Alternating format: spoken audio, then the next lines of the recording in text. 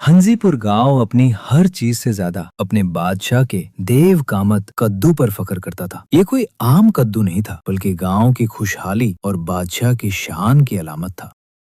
वाह, मेरा कड्डू! इस जैसा पूरी दुनिया में कोई नहीं। बादशाह सलामत जिंदाबाद। हमरा कड्डू जिंदाबाद। हर साल कद्दू की नुमाइश होती और दूर दूर से लोग उसे देखने आते। बादशाह सलामत दिन में 3 बार खुद उसकी देखभाल करते और उसे ऐसे चमकाते जैसे वो कोई सोने का बना हो। लेकिन अगली सुबह हंजीपुर गांव की हंसी गायब हो गई। बादशाह का कीमती कद्दू चोरी हो चुका था। उसकी जगह सिर्फ एक खाली गड़ा था जो गांव वालों के दिलों की तरह खाली था। बादशाह का गुस्सा आसमान को छू रहा था। मेरा प्यारा कड्डू कहाँ गया?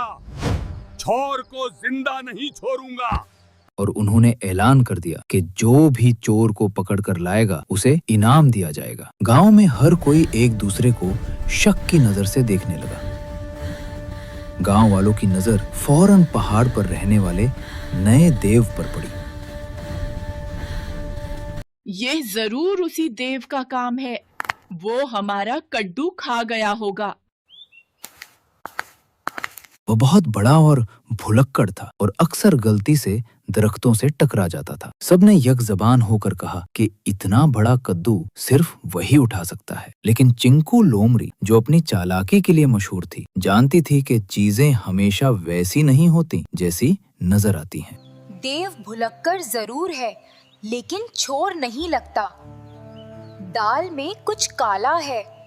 उसने फैसला किया कि वो खुद सच्चाई का पता लगाएगी। चिंकू ने अपनी जासूसी शुरू की। उसे जमीन पर देव के कदमों के निशान तो मिले, लेकिन साथ ही कद्दू के बीजों की एक लकीर भी नजर आई जो देव की गार की तरफ जा रही थी। चिंकू ने सोचा कि अगर देव ने कद्दू खाया होता तो बीज क्यों छोड़ता। वो एहतियात से लेकिन तेजी से इन सुरागों का पीछा करते हुए पहाड़ की खतरनाक चढ़ाई चढ़ने लगी। गार के अंदर का मंजर चिंकू की तवक्कुआत के बिल्कुल बरक्स था। देव, जिसे सब एक खौफनाक चोर समझ रहे थे, एक बच्चे की तरह कद्दू के पास बैठा सिसकियां ले रहा था।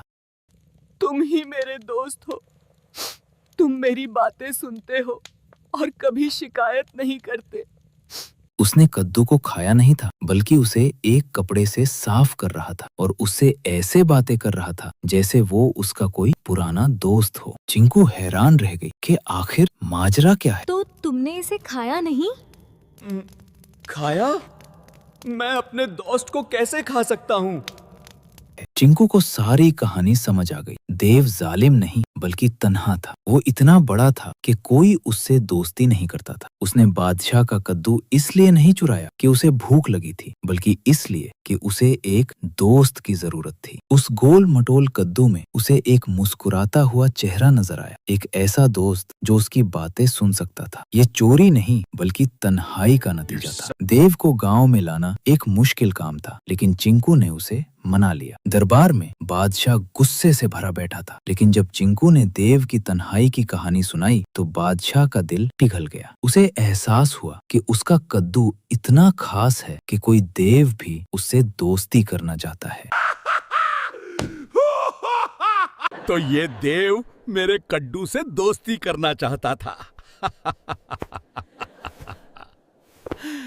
और गांव वालों का खौफ भी हंसी में बदल गया। उस दिन के बाद हंजीपुर गांव पहले से भी ज्यादा खुशहाल हो गया। देव को सैकड़ों दोस्त मिल गए और गांव वालों को एक ताकतवर मुहाफिज। बादशाह ने ऐलान किया कि अब से कद्दू की नुमाइश दोस्ती के जश्न के नाम से मनाई जाएगी। देव अब तन्हा नहीं था और चिंकू लोमड़ी को इस बात पर फख्र था कि उसकी चालाकी ने न सिर्फ एक बेगुनाह को बचाया, बल्कि पूरे गांव को एक अनमोल दोस्त भी दिला दिया।